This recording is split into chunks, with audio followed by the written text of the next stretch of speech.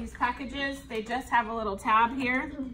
And so instead of, never forget. I know, you'll never forget. You just take the tab, it's like magic, voila. Voila. And in there, if you were gonna actually sterile section, would be your sterile gloves and your suction catheter. So you take it out, and then she'll demonstrate the procedure for, because this would be, we definitely use sterile sectioning when we suction with the tray. And you still wear your gloves. You don't take off your other gloves. Oh yeah. You have your other gloves on already, so you can just put a sterile glove over one of them. Okay. So I hold it like this because it keeps it from being sterile, but like I said, she's gonna go over all that. This would hook up to your suction tubing, voila. And then you can use it to just go down an ET tube. This is the old-fashioned way to do it. Ballards didn't always exist. This is how we always did it in the old days. So, and you'll section the same way you would with the Ballard. Go down, cough, cough, cough, take it out. What? Oh, I was just surprised that you can go down that far. Oh, you're good. You're gonna. So that's how you're gonna section a patient right after you intubate them. You're not gonna have a Ballard handy. You got to get all that stuff out of the ET tube. Just go like that. Cough, cough, cough. Put your thumb over the hole. Suck it back out, and then. Is that a rule that you go until they cough, or is it just a byproduct of you suctioning? It's just usually a byproduct of suctioning. With a patient with that many secretions, I'd probably start putting the suction on as soon as I started putting it in, just because it's not your normal. I mean, you guys haven't seen it yet, but I'm telling you, you intubate a patient with CHF, severe CHF, which is why they're getting intubated. The pink frothy secretions that come out of that tube are unlike anything you've ever seen before. So if you have secretions going everywhere, do you still do the sterile, or you just? No, that's why I'm saying it's just a clean at that point. Okay. You're just trying to get the patient suction. Okay. So how would we gauge how far to put that suction tube down? That's just something you get in time. There's no way to tell you exactly. Usually the patient starts coughing, and then you're just gonna start pulling it back at that point. And what's the pressure, the suction pressure, the same as 100 to 120? yeah, same pressure. Yep. You guys, that's another thing you need to check when you go in patients' rooms or you're gonna start suctioning. Everybody takes those things and they put them to 350, like crank them all the way over. I'm like, you're gonna suck the lungs out. That's not necessary. So get it back down to a reasonable pressure. I've seen one of the RTs compared to with that he puts the pressure on his thumb like on and off like that, so it won't get sucked on the side of the tube. Oh yeah, you can just like do intermittent as you're pulling it out. Again, that's just personal technique. I don't know, Sharon, if you have anything to add. No, most of the time I just kind of include it and hold it. Yeah, I do too. There's a lot of secretions, you just want to get them out. And these patients too, they'll end up with these secretions in the vent circuit. It ends up everywhere. So once the CHF gets under control, these are the type of patient you might even have to change a vent circuit, which we don't routinely do for any reason. But if the circuit's visibly soiled and it's full of pink secretions, at some point you're probably going to need to change it out. So, yes. So whenever we're suctioning, it's like the 15-second and then bag them. Yeah, but these patients have so many secretions, it's almost like you have to keep suctioning because you're not going to be able to bag them anyways. Okay. So you can suction them, try to get a couple breaths in. The sets might not even be coming up yet. You got to get some of the more secretions out so you're able to bag them effectively. So balancing. Yep. Good Yep. luck. Yep. It's one of those situations and you'll get, that's just clinical knowledge you guys are going to gain from being out in the field. That's some of the stuff, that's just time. So for purposes of here, when our patient's intubated and we're going to put them on the vent, so the Ballard, this goes here, the vent circuit's going to hook up onto here, and then that goes like that. So now our patient's intubated and on the vent. So the other thing you need to practice, and we're going to be checking for, is suctioning with the Ballard. It's very different. And how much did you practice last time? With the Ballard, we did a fair amount. I'm like, what's a Ballard? Okay, come show me. Me? Yeah.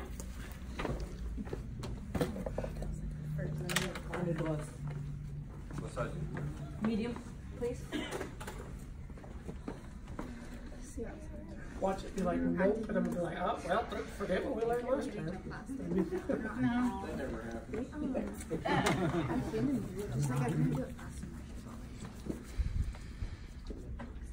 There's really only one way to section with a Ballard, so. Gotta put it down and down until you see resistance.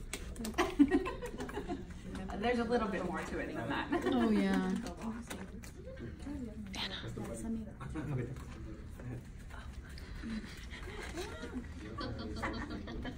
So guys, going on your rotations, and you're starting to see stuff that's out there. I know Jay was saying he got to work a lot with VAP. If you feel like you're weak in any of those areas, let us know, because we can always go over that information again. Because now you're starting to see what's out there and what kind of patients you're going to run into. So if you feel like you need some help, please ask.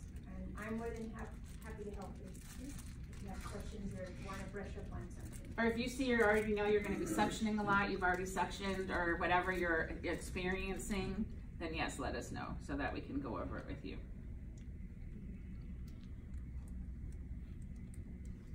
Okay. 15 seconds? Yeah, 15 seconds. It's 15 seconds.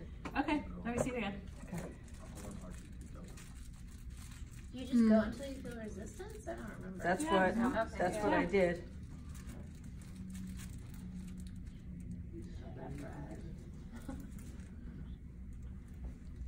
I did a little faster. That's better. Okay, good job. Thank you.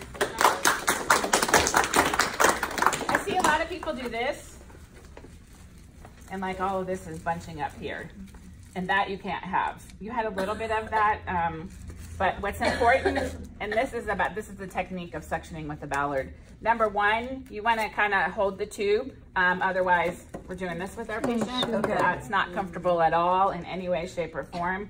So I usually hold it like this if I'm suctioning. Again, you guys, this is RT preference. Everybody has their own little technique. So, but what can you do to help things from moving around? The other thing that's really important is you need the bag to bunch behind you, not in front of you, because that's going to end up getting in the way of being able to suction. So you're basically taking your fingers here and advancing the catheter and pulling back. Advance the catheter, pulling back. So nothing is bunching up here. It's actually all bunching up behind me. So it's like you hold it a little harder while you push the catheter in, and then loosen up your grip, but don't completely let go, because you don't want the catheter to come back, but you want the bag to come back. Right. Does that make sense? So in, back, and that's just practice. So now when I'm done, everything's bunched up back there, not up that front. works. Yeah. And then suction, suction, suction. My patient's doing okay. Okay, I'm gonna do it one more time. And you'll just get used to doing this. It just takes practice. Suction, suction, suction. Make sure when you're done, turn this way, so that it's locked into place. Yeah, locked into place. So you're gonna need to practice that. What's this for? That's for cleaning. Lavage. Oh, that's the Saline, yep. You can put saline, a bullet at the end of here, and suction out the suction catheter.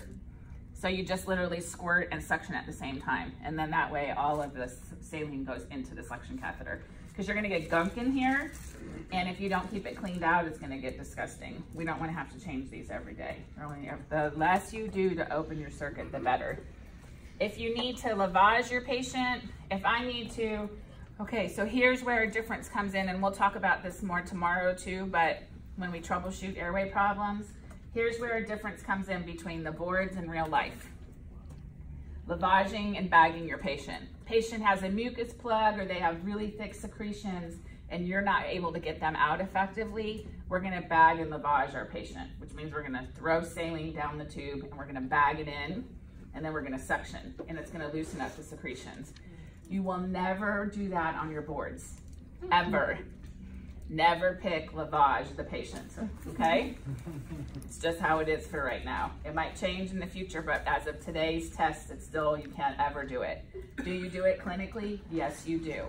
So, and it's very effective. I think at some point, we have new tests coming out in 2020, and I think there's been some new evidence that shows that lavaging and bagging the patient is actually helpful to them, and in some ways can prevent VAP because we get more secretions out that way.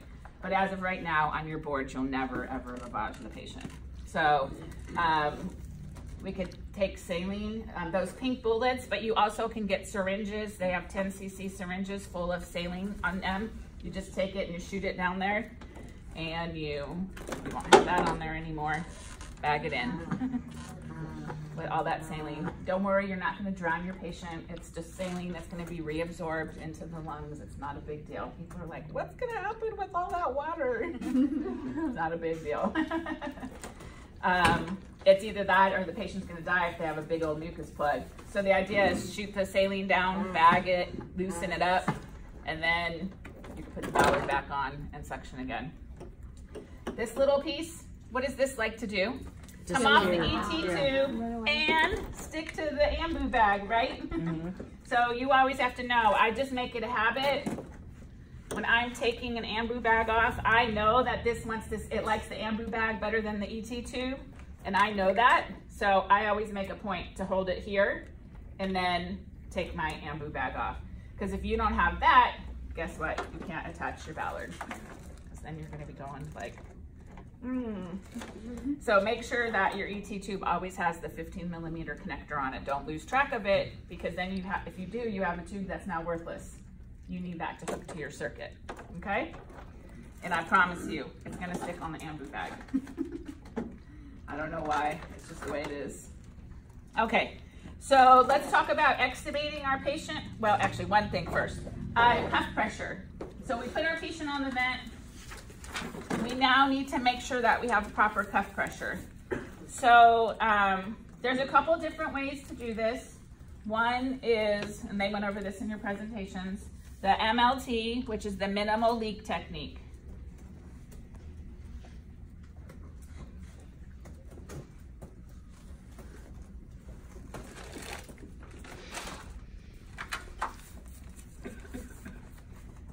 In the minimal leak technique, what we're doing is we're gonna take air out of the pilot balloon and out of the cuff. These are not mine, so I'm not putting them in my ears. So you're gonna pull air out, and you're gonna listen over the trachea. And what I'm doing is I'm pulling air out so I can hear a leak. And people always say, how do you know? Trust me, you'll know. You hear it. You hear all this gurgling sound. And when you first listen, you won't hear the leak. Once the air is out, you will hear air and gurgling, because you've now taken all the air out of the cuff. So you're gonna pull the air out, and then you're gonna put the air back in until you don't hear a leak. So all that noise has gone away. And then you're gonna pull it back until you hear what I call a little squeak. So it's a very minimal leak. That's why they call it the minimal leak technique. You also have to make sure you suction above the cuff before you do that. So you can, some of the tubes have suction built in that will suction above the cuff. If not, you're just gonna suction in the back as much as you possibly can, because you don't want those secretions to fall down. So you'll do that before you do the cuff? That's the first. So the minimal leak technique and the next one I'm gonna show you are not something that you do every day or every shift, because you don't want to be taking air out of the cuff all the time, because then secretions are going to have the more of a chance to fall down into the lungs, and that's what causes VAP. So you're really only doing this when you first put the patient on the vent to find out proper cuff pressure for that patient. So I'll go over the MLT again, but this is also called another device we have called the cuffulator. So the cuffulator measures proper cuff pressure as between 20 and 30 centimeters of water. The problem is not everybody needs between 20 and 30. Some might need 30, some might need 20. And it's really important that we don't put too much pressure on the trachea. You can cause damage, erosion, ulcers, tracheomalacia. There's patients that have been intubated for a long time, and after they're finally extubated, they end up with upper airway obstruction because of scar tissue and that from the ET tube and the cuff rubbing up against their trachea. So we want to keep the least amount of pressure we need, but we also don't want secretions to be able to fall down. So it's kind of a catch-22. You got to just, so by doing the minimal leak technique, or the other one I'm going to show you in a minute, in the beginning, you can find out what is the proper pressure for that patient. So you do the MLT, then you're only gonna have the right amount of air in that patient needs to seal off their airway, and then you can use your cuffulator to see what pressure that is. So let's say that I put the air in, I got a little tiny leak and I put it on here and it says 22. Then 22 is where my patient's pressure should be all the time. Then you can use this going forward to check it. So we did an MLT, we determined they needed 22, so now it should always be at 22. If you determine it was at 26, then you can say MLT performed, proper cuff pressure is at 26, and you're gonna use this to check it at 26 from now on. That way we're not deflating the cuff and re-inflating it all the time, because we don't wanna do that. Does that make sense? Mm-hmm. Okay. So the other thing you can do is the MOV. The MOV is minimal occluding volume.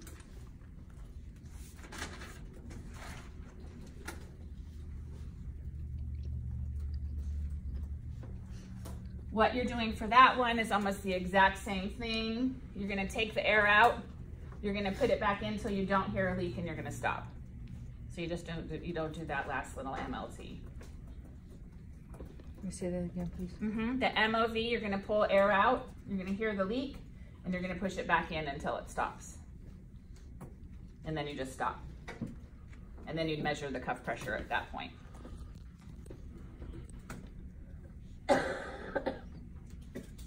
That's the best of the two, because we're not leaving any leak at all. The MLT is, you're gonna probably go away in time. Yeah. What's the point of? Yeah, you really, It's an extra with step. all, and well, the MLT is really, really old school. And we didn't know as much about VAP back then. But the best thing to do is to seal off the airway completely without causing too much pressure. Right? And that's what we're gonna do with the MOV. And then check to see where that patient's cuff pressure is. And that will help with VAP prevention. Studies have found, there's a study at a couple hospitals that have no VAP, 0%, because remember, it is completely preventable. So these hospitals have implemented all the proper procedures, not only implemented them, they follow them. And generally for an adult patient, the minimum cuff pressure should be 20 to make sure that VAP is prevented. If it's less than that, it's probably not enough, because most adult patients are gonna need at least 20. So that's the recommended minimum cuff pressure. And that will help prevent VAP in your patient. We'll talk about VAP, but actually let's talk about it now because we're talking about it. What is ventilator-associated pneumonia? It's pneumonia that occurs in your patient 48 hours or after putting them on the vent or intubating them, okay? So if it's less than 48, that's why we do, remember we told you about doing the sputum culture when we first intubate the patient? Do that so we can make sure they don't already have pneumonia, they weren't already colonized with bacteria. That comes back clear and the patient gets pneumonia 48 hours or greater after that, it's on the staff because we gave it to them. It's 100% preventable. VAP is caused by micro aspirations, which means little tiny secretions get past the cuff and go down into the lungs. Can you hand me my water over there, please? Thank you.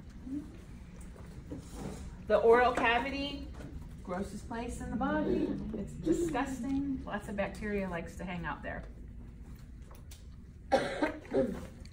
So one of the most important things we can do to prevent VAP is proper oral care. Of course, proper cuff pressure. Proper oral care, depending on the hospital that you're at, you have all different kinds of oral care kits. But basically you're gonna have a chlorhexidine solution and a little like toothbrush, toothette type thing we call it. And this is just one set that we have. You might have one in plastic bags. They're in the rooms and the ICUs, and most places have like a bag that's good for 24 hours and it'll just have all the kits and everything that you need in it. There's another catheter, I'll get it so I can show you guys tomorrow. The Yank Hour actually has a sleeve over it and it's thinner so you can get back further into the back of the throat. How are you gonna see back there, Perry? You need to also be seeing, so get somewhere where you can see.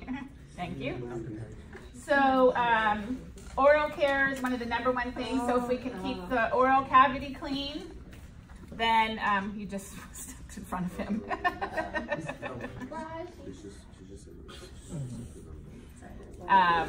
If you keep the oral cavity clean, that's not one of the #1 ways we can prevent VAP. So nurses and RT's responsibility together, as far as I'm concerned. It will depend on where you're at on how that's handled. Most of the time, you know, it really depends on how, like maybe every other time a nurse does it, every other time in between the RT does it. Some places the RTs are responsible, some places the RNs are solely responsible. But if you come in the room and your patient's mouth is disgusting, you need to clean it, period. So not any of this, we're not turning responsibility to somebody else. It's your job to help make sure that we don't get VAP. And that's one of the most important things to prevent VAP, is that it's a team effort, everybody. It's not just the nurses, it's not just the RTs, it's everybody working together. A lot of the hospitals do VAP rounds. We actually go around and talk about every VAP patient and what are you doing to prevent VAP. So most places have a VAP bundle that includes oral care every so often, proper cuff pressure. Does anybody know any of the other things we can do to prevent VAP? I'm lying. Don't listen to me. Proper PPE? Yeah. Proper PPE in between patients. Head of the bed, keeping the patient up at least 30 degrees. You're more likely to have aspirations if you're laying down flat.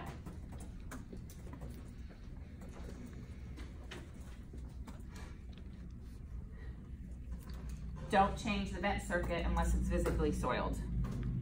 So we're not routinely changing vent circuits. In the old days, we had to change them every 72 hours. Oh, we hated to change vent circuits. Now we don't change them at all, even if it's your patient's on the vent for 30 days. Anything that you can do to prevent the circuit, the entire circuit, from being broken, where you're opening it up to air, is what's important. What else, Sharon? What else am I missing? I think that's it. Head of bed, oral care, cuff pressure. Tube feeds. I think they mentioned about NG tubes being in. That's another one, because then you don't have to worry about actual real aspiration. And then, yeah, NG tubes, use of NG or an OG tube. You guys talked about those before? OG tube is an orogastric tube. NG tube is a nasogastric tube. So nasogastric, orogastric, you'll hear them called OG and NG. And they're normally put in when patients are intubated. If they're not putting one in, you can remind the nurse, so you're gonna put the NG in. They pretty much go hand in hand. And that is gonna go down into the stomach to feed the patient or just to suction out secretions out of the gut. And then they don't end up going down into the trachea. So if patients have an orogastric tube in, it's gonna be in the mouth, and you're gonna see it's just a clear tube.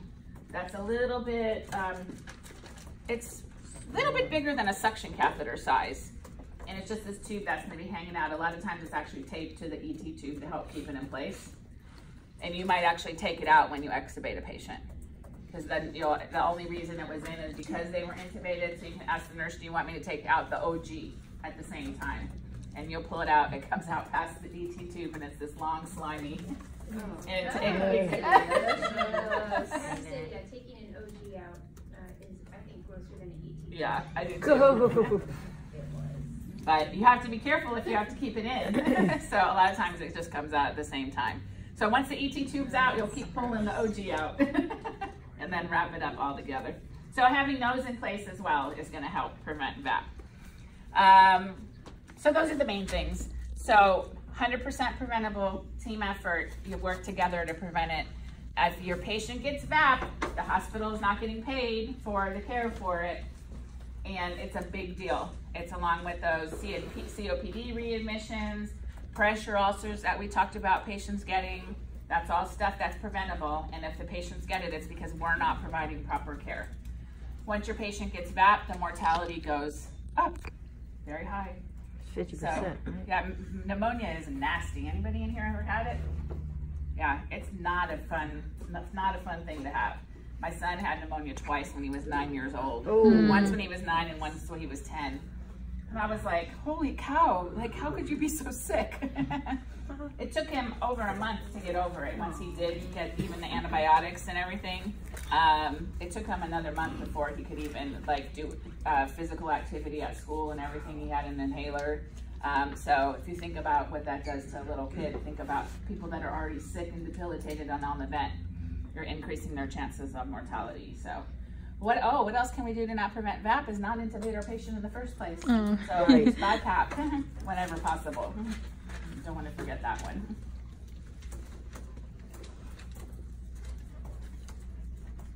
And along with that, early extubation whenever possible, which is what we're going to talk about next.